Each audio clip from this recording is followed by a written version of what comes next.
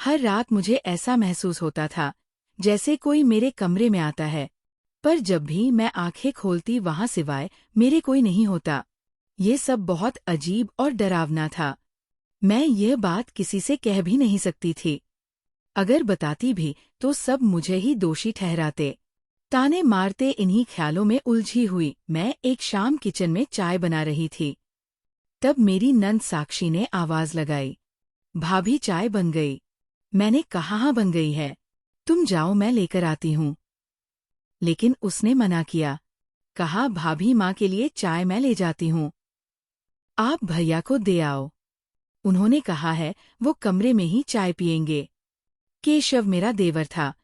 ना जाने क्यों उसका नाम सुनते ही मेरा दिल जोर जोर से धड़कने लगा।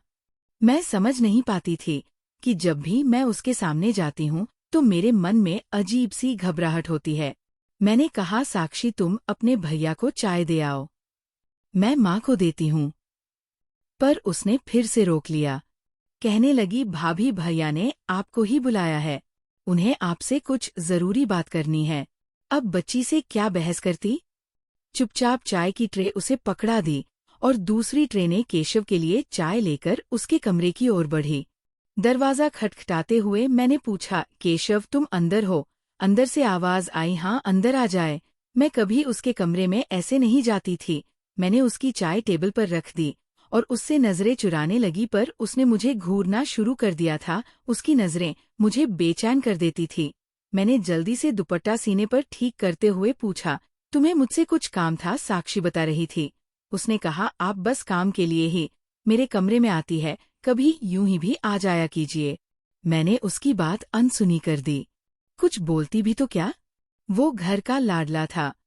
अगर कुछ कहती तो माँ जी मुझे ही गलत ठहराती। फिर उसने कहा, आज आप बहुत खूबसूरत लग रही हैं, ये पिंक कलर आप पर बहुत जचता है। मैं कुछ पल चुप रही। फिर उससे पूछा, तुम क्यों मुझे बदनाम करना चाहते हो केशव? क्यों मेरे साथ ये सब करते हो? उसने बिल्कुल सहज होकर जवाब दिया, मैं क्या करता हूँ? मैं तो बस आपको पसंद करता हूँ। आप मुझे अच्छी लगती है इसलिए आपकी तारीफ करता हूँ। मैं सन रह गई। मैंने कहा, मैं तुम्हारी भाभी हूँ केशव। लोग क्या समझेंगे? उसने मुस्कुराते हुए जवाब दिया, लोग क्या सोचते हैं इससे मुझे फर्क नहीं पड़ता। वैसे भी भाई को इस दुनिया से गए 5 साल हो गए हैं। आप भी इंसान हैं और आपको भी अपनी जिंदगी जीने का पूरा हक है। मैं उसकी तरफ देखने लगी। उसकी बातों में सच था और यही सच मुझे तोड़ भी रहा था। अगर ये समाज और लोगों के ताने ना होते तो शायद मैं बहुत पहले ही केशव का हाथ थाम चुकी होती, क्योंकि केशव जैसा लड़का हर किसी को नसीब नहीं होता। और अगर मैं थोड़ी सी हिम्मत करूं तो शायद वो नसीब वाली लड़की मैं बन सकती हूं। केशव बहुत हैंडसम था। मुजाकत, चौड़ी छाती, साफ रंग, एकदम किसी फिल्मी हीरो की तरह। उसने मेरी हाथ में 5,000 रुपए थमा दिए। कहने लगा, ये कुछ पैसे हैं, आपका जो दिल करे वो खरीद लीजिए। उसने मेरे हाथ में पैसे रखते हुए कहा, मैंने वह पैसे वापस करने चाहे। मैंने उसे कहा, तुम हर महीने मुझे पैसे मत दिया करो, माँ जी को मुझ पर शक होता है। पर उसने मेरी हथेली को बंद कर दिया। जब से मैंने आपको अपना माना है तब से आप मेरी जिम्मेदारी है, और अगर माँ ने कुछ कहा तो मैं खुद संभाल लूंगा। उसकी उंगलियां मेरी मुट्ठी पर कस गई। उसका लम्ज, उसकी गर्माहट मेरी रूह तक उतर गई। पूरे 5 साल हो गए थे किसी मर्द के स्पर्श को महसूस नहीं किया था मैंने, और आज अचानक किसी मर्द के लम्ज ने मेरी धड़कनों को जिंदा कर दिया था। मेरा दिल बहुत जोर से धड़क रहा था। मैंने खुद को संभालते हुए कहा, मुझे बहुत काम है, मैं चलती हूँ। इतना कहकर मैं वहां से निकल गई। कमरे से बाहर निकलते वक्त भी मेरे हाथ कांप रहे थे, जैसे हर रात होता था। मुझे फिर से किसी के कदमों की आहट सुनाई दी, लेकिन इस बार मैंने ठान लिया था, आज मैं नहीं सोऊंगी। मैंने लाइट बंद नहीं की थी। कमरे में 0 वाट के पीले बल्ब की हल्की रोशनी फैली थी। मैं यूं ही आंखें बंद किए लेटी रही। तभी मुझे एहसास हुआ कोई कमरे की खिड़की से अंदर आया है। मैंने धीरे से आंखें खोली। मुझे एक लंबा चौड़ा आदमी दिखाई दिया, लेकिन उसका चेहरा साफ नजर नहीं आ रहा था। सिर्फ उसकी परछाई और उसके कदमों की धीमी आवाज आ रही थी। मैंने तय कर लिया था आज रात मैं जानकर रहूंगी कि वह कौन है जो हर रात मेरे कमरे में आता है। कौन है यह और इस वक्त मेरे कमरे में क्यों आया है। मैंने शोर नहीं मचाया। नहीं, मैं पहले उसका चेहरा देखना चाहती थी। इसलिए मैं उसी तरह चुपचाप सीधी लेटी रही। वह इंसान धीरे धीरे मेरी तरफ बढ़ रहा था। जैसे जैसे वो करीब आ रहा था, उसका चेहरा साफ होता जा रहा था।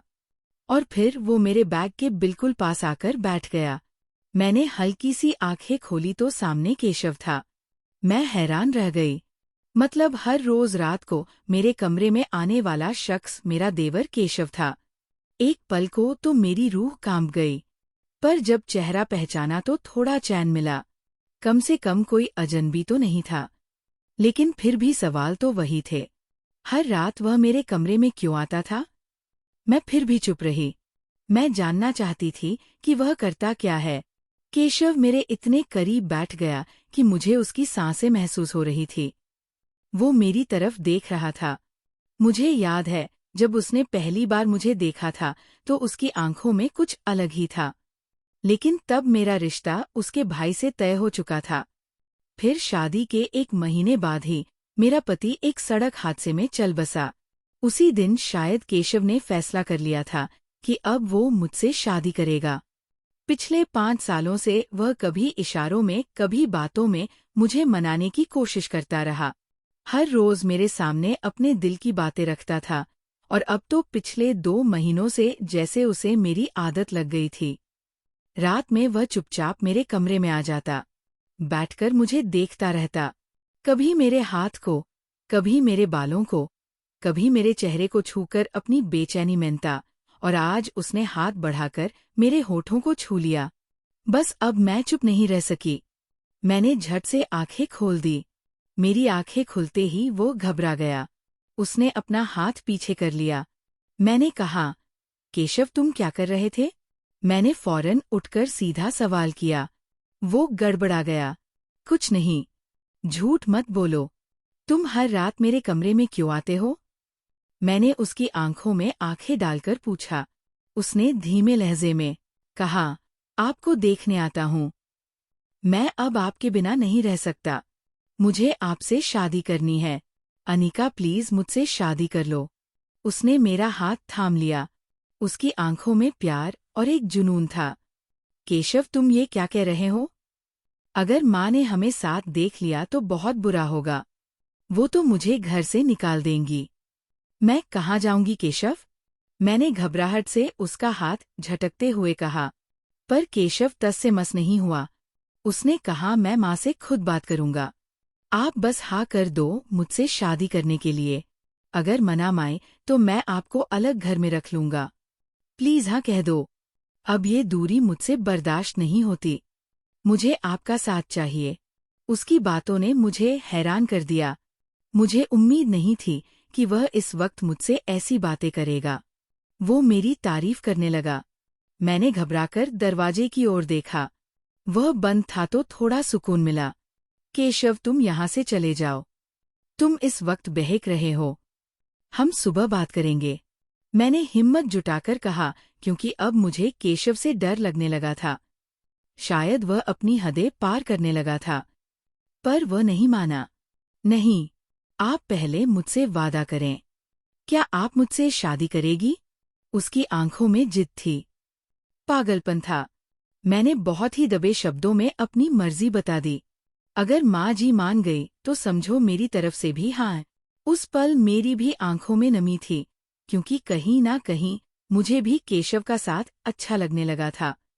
मैं भी 5 साल से अकेली थी। मुझे भी एक ऐसे ही किसी की तलाश थी जो सिर्फ मेरा हो, जो मुझे प्यार दे, जो मुझे सिर्फ एक रिश्ते का नाम ना दे बल्कि मेरे वजूद को अपनाए। और वो शायद केशव ही था। केशव मेरी बात सुनकर खिल उठा। उसने मेरा हाथ चूम लिया, लेकिन मैंने खुद को रोका। बस करो केशव, अब मुझे हाथ मत लगाओ। अभी मैं तुम्हारी कुछ नहीं लगती। मैंने हल्के झटके से अपना हाथ खींच लिया, क्योंकि मैं जानती थी मेरा पति जिसने मेरा हाथ थामा था। वह भी मुझसे इतना प्यार नहीं करता था जितना केशव कर रहा था। हर लड़की एक ऐसा जीवन साथी चाहती है जो उसे इज्जत दे, चाहत दे और उसे जिंदगी भर प्यार दे। उसने मुस्कुराकर कहा, मैं क्या करूं? आप मुझे बहुत अच्छी लगती है। दिल करता है जो कुछ फिल्मों में देखता हूं वो सब आपके साथ करूं। जब आप सामने होती हो तो जी चाहता है आपको अपनी बाहों में भर लूं और हर रोज मेरी ख्वाहिशें बढ़ती जा रही हैं। उसकी बातें सुनकर मैं शर्म से लाल हो गई। अच्छा अब तुम जाओ, मुझे सोना है। मैंने मुस्कुराते हुए कहा ठीक है, लेकिन अब माँ को मना कर ही आपसे बात करूंगा। उसने जाते जाते वादा किया। पहली बार किसी ने मुझे टूट कर चाहा था। वो चुपचाप चला गया और मैं आंखें बंद करके लेट गई। मन में बस एक ही ख्याल आ रहा था, माँ जी वो बहुत सख्त मिजाज औरत थी। मुझे पूरा यकीन था कि वह कभी भी हमारे रिश्ते को मंजूरी नहीं देंगी। जब से केशव ने उनसे मेरी शादी की बात की थी, घर का माहौल पूरी तरह से बिगड़ गया था। अब तो माँ जी छोटी छोटी बात पर मुझ पर बरस पड़ती थी। उधर केशव जब से माँ जी ने इनकार किया था, उसने खाना पीना छोड़ दिया था, किसी से बात तक नहीं करता था। बस साक्षी ही थी जिससे थोड़ी बहुत बात कर लेता। दिन भर बाहर रहता, रात को देर से लौटता और पीछे रह जाती थी मैं। माँ जी की तीखी बातें, ताने और इल्जाम सब मुझे ही सुनने पड़ते। हर एक शब्द मेरे दिल को कांटे की तरह चुभता। एक दिन मैंने जैसे ही माँ जी से कहा, माँ धी, खाना लगा दिया है, आकर खा लीजिए। वो बाहर बैठी थी। उन्होंने मेरी तरफ देखे बिना कहा, मुझे भूख नहीं है। मेरा बेटा इतने दिन से भूखा है और तुम्हें खाने की प्री है। ये सब तेरी वजह से हुआ है। पहले मेरे बड़े बेटे को खा गई, अब छोटे बेटे पर जादू टोना कर दिया। पता नहीं क्या दिखता है उसे तुझ में। मैं चुपचाप खड़ी सुनती रही। कभी कभी मैं सोचती काश आज मेरे माँ बाप जिंदा होते तो शायद मैं ये सब कुछ सहने पर मजबूर ना होती। मैं धीरे से बोली, माँ जी इसमें मेरा क्या कसूर है? बस यही कहना था कि वह झल्ला कर खड़ी हो गई। अब तू मेरे आगे जुबान चलाएगी? वो मेरे पास आई और मुझे मारने के लिए हाथ उठाया। शायद मेरे चेहरे पर थप्पड़ मार ही देती, लेकिन तभी केशव आ गया। उसने माँ जी का हाथ बीच में ही पकड़ लिया। उसके चेहरे पर गुस्सा साफ झलक रहा था। केशव ने गुस्से में कहा, माँ आखिर आपको इनसे क्या परेशानी है? क्यों हर वक्त इनसे ऐसा बर्ताव करती है? मैंने सोचा था आप मान जाएंगी, मगर आज ये सब देखने के बाद मेरी वो उम्मीद भी टूट गई। शादी मैं अब सिर्फ इनसे ही करूंगा और आज अभी से मैं इस घर को छोड़कर जा रहा हूँ। केशव ने मेरा हाथ थामा और मुझे लेकर दरवाजे की तरफ बढ़ा। पीछे से माँ जी की आवाज आई, तू इस उम्र में अपनी माँ को छोड़कर जाएगा? वो रो पड़ी। केशव ने पलटकर जवाब दिया, तो आप ही बताएं, माँ मैं क्या करूं? आप इन्हें स्वीकार करेगी नहीं, और अब मैं इनके बिना नहीं रह सकता। मुझे आपकी फिक्र है, मैं आपका ख्याल जरूर रखूंगा, मगर मैं अब और यहाँ नहीं रह सकता। उसने मेरा हाथ और कसकर थाम लिया। माधी अपने इकलौते बेटे को यूं दूर जाता देख तड़प उठी। उन्होंने दौड़कर उसे गले से लगा लिया और कहा, ठीक है, जैसा तू चाहे वैसा ही होगा। मुझे ये रिश्ता मंजूर है, बस तू मुझसे दूर मत जा। माँ जी की मंजूरी सुनकर मैं हैरान थी, क्योंकि मैंने कभी सोचा नहीं था कि वह इतनी जल्दी मान जाएंगी। पर जितनी हैरानी थी उससे ज्यादा दिल को राहत भी मिली। मैंने मन ही मन कहा, मुझे पता था आप मुझे कभी जाने नहीं देंगे। केशव खुशी से माँ जी से लिपट गया था। अगली सुबह जब मैं आईने के सामने खड़ी थी, अपने बाल संवार रही थी, तभी अचानक दरवाजा बंद होने की आवाज आई। मैं पलटकर देखा तो केशव था। मेरा दिल जोर से धड़का। मैं घबरा गई। बाल वैसे ही खुले रह गए। तुम यहाँ क्या कर रहे हो? माँ जी अभी जाग रही हैं, मैंने कहा। उसने हल्की सी मुस्कान के साथ जवाब दिया। आप इतना घबरा क्यों रही हैं? अब आप मेरी होने वाली बीवी है। परसों हमारी शादी है और मैंने आपसे वादा किया था जैसे ही माँ को मना लूंगा सबसे पहले आपसे मिलने आऊंगा। मैंने कहा, मगर केशव, हमारा यूं मिलना ठीक नहीं लगता। पर वो मेरे और करीब आ गया। मैं कुछ नहीं जानता। मुझे आपको देखना था तो मैं आपको देखने चला आया। आप खुले बालों में और भी हसीन लगती है। आपको पता है, आज पहली बार आपके बाल देखे हैं मैंने। उसने धीरे से मेरे बालों में हाथ फेरा। उसका लम्स एक सहन सी छोड़ गया। उसके स्पर्श में जो नरमी थी वो बरसों की तन्हाई को छू रही थी। तुम मुझे कब से पसंद करते हो? मैंने आखिर वो सवाल पूछ ही लिया जो मेरे दिल में कब से था। उसने मेरी आंखों में देखा और कहा, जब से पहली बार आपको देखा था। मैं सर रह गई, क्योंकि तब तो मैं किसी और की पत्नी थी। आपको पहली बार देखा तभी से आप मुझे अच्छी लगती थी। फिर जब आपकी शादी भाई से हो गई तो मैंने अपने जज्बातों को दफन कर दिया। लेकिन उनके जाने के बाद मैं खुद से हार गया। मेरी आपको चाहने की तलब बढ़ती चली गई। मैं भी कहीं ना कहीं उसके उसी प्यार, उसी तलब की तलाश में थी। फिर उसने अचानक मेरे होठों को चूम लिया। मैं पत्थर सी खड़ी रह गई। हिल भी नहीं पाए, क्योंकि सच कहूं मैं खुद भी उस लम्स के लिए तरसी हुई थी। कुछ पल बाद उसने धीमे से कहा, सॉरी, मुझसे कंट्रोल नहीं हुआ। अब बस इंतजार है उस दिन का जब आप मेरे कमरे में हमेशा के लिए आएंगी। वह मेरी तरफ देखता रहा और मैं उस पल को बस यही महसूस कर रही थी। मुझे वो हमसफर मिल गया है जिसकी मोहब्बत में खुद को खो देना भी सुकून देता।